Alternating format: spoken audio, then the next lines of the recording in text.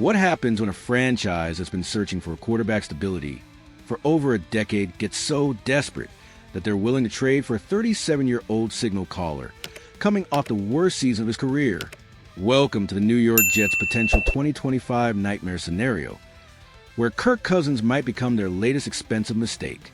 The quarterback carousel never stops spinning. The Jets have become the NFL's ultimate cautionary tale about quarterback decision-making. After unceremoniously moving on from Aaron Rodgers, a four-time MVP who was supposed to be their savior, they've now placed their championship hopes on Justin Fields, a quarterback who's never thrown for more than 2,600 yards or 20 touchdowns in a single season. But here's where the story gets absolutely wild. According to a new trade proposal from Bleacher Report's Brad Gagnon, the Jets might not even wait to see if Fields can succeed before making another quarterback move. The target? Kirk Cousins, the Atlanta Falcons' $180 million man, who just endured one of the most embarrassing seasons in recent quarterback history. Think about that for a moment. The Jets could potentially go from Aaron Rodgers to Justin Fields to Kirk Cousins in the span of 2 years. If that doesn't scream organizational chaos, nothing does. Cousins' Atlanta disaster. A cautionary tale. Let's paint a picture of exactly what happened to Kirk Cousins in Atlanta, because it's absolutely devastating. The Falcons signed him to a massive 4-year deal worth up to $180 million, believing they were getting a proven veteran who could finally stabilize their quarterback position and lead them to playoff contention. Instead, they got 18 touchdown passes and 16 interceptions, numbers that would make even the most optimistic fan cringe. But here's the kicker. Those weren't just bad statistics in a vacuum. Cousins was so ineffective that the Falcons, who were still fighting for the NFC South title, made a decision to bench him with 3 games left in the season. Read that again. A team in playoff contention benched their $180 million quarterback for a rookie. That's not just poor performance. That's organizational embarrassment at the highest level. Michael Penix Jr., a first-year player who hadn't taken a meaningful NFL snap, was deemed a better option than the veteran they'd invested nearly $50 million guaranteed in. The message was clear. Cousins wasn't just struggling. He was actively hurting their chances of winning. The Jets' connection. Rick Spielman's Minnesota memories now. You might be wondering why the Jets would even consider trading for a quarterback who just face-planted in spectacular fashion. The answer lies in the front office connections that drive so many NFL decisions.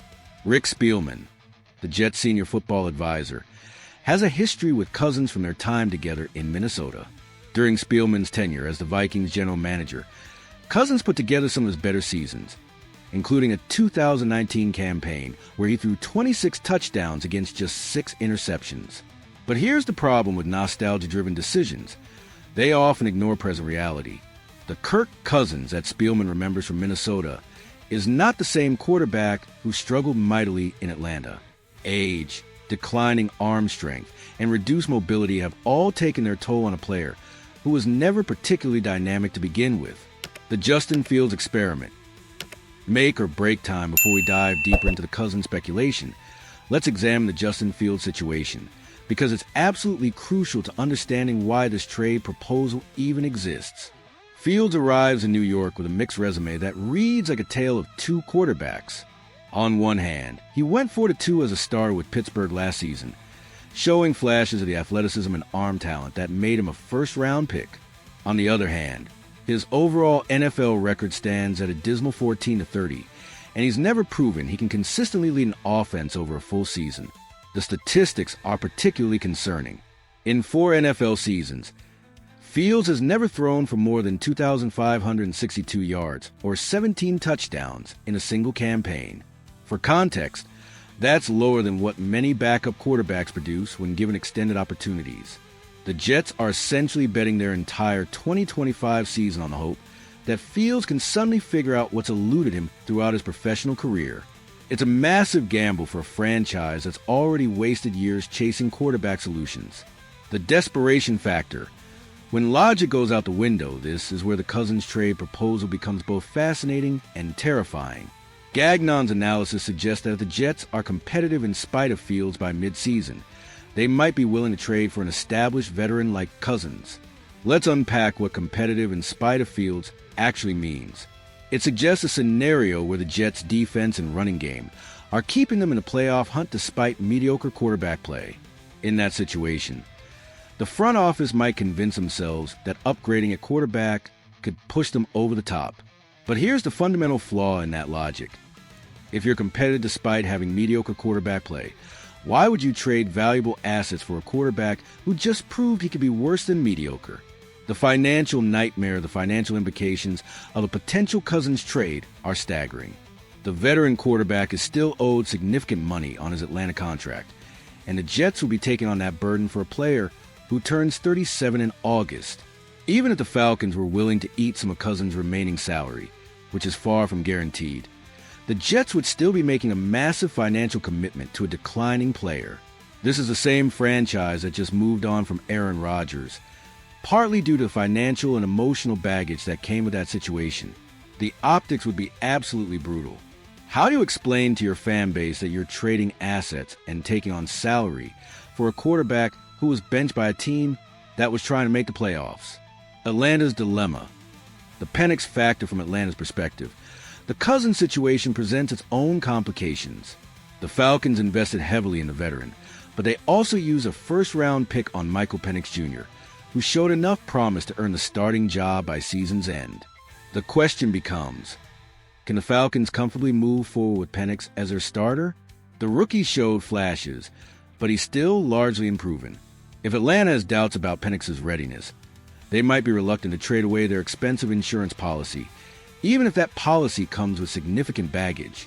However, if Penix continues to develop and establishes himself as the clear starter early in the 2025 season, the Falcons might be more willing to entertain offers for Cousins. The problem is that other teams will know Atlanta is motivated to move him, which could drive down his trade value. The injury wild card, perhaps the most realistic scenario for a Cousins trade, involves an injury to Fields or another starting quarterback around the league.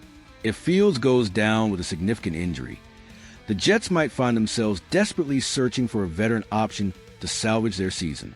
In that scenario, Cousins' experience and familiarity with complex offensive systems could make him an attractive target. Despite his recent struggles, teams in playoff contention have made worse desperation trades when faced with quarterback injuries. But even then, the Jets will be taking a massive risk. Cousins' mobility has declined significantly, making him vulnerable behind an offensive line that's had consistency issues.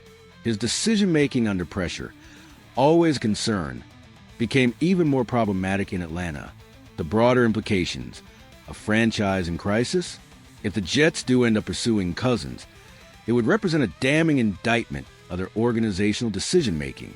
Moving from Rodgers to Fields to potentially Cousins in 2 years would suggest a franchise without a clear vision or plan. The constant quarterback carousel has become a defining characteristic of the Jets organization, and adding another aging veteran to the mix would only reinforce that reputation. At some point, successful franchises commit to developing younger talent rather than chasing expensive quick fixes. The alternative path, patience and development rather than making another costly quarterback trade. The Jets might be better served by giving Fields a genuine opportunity to develop. The former Bears quarterback has shown flashes of brilliance, and his mobility gives him a ceiling that Cousins simply doesn't possess at this stage of his career. If Fields struggles early in the season, the Jets could explore other options, perhaps a younger quarterback who becomes available via trade, or they could focus on building around their other strengths while planning for the future. The reality check here is the uncomfortable truth about the proposed Cousins trade. It feels like the kind of move a desperate franchise makes when they've run out of better options. The Jets have spent years making emotional decisions about the quarterback position, and this would represent another chapter in that ongoing saga. Cousins might represent stability compared to the unknown of Fields, but he also represents a ceiling that's probably not high enough to win meaningful games in January.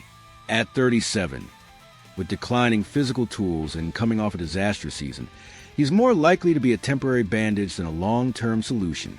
The final verdict of Kirk Cousins' trade proposal reveals more about the Jets' organizational desperation than it does about any realistic path to championship contention.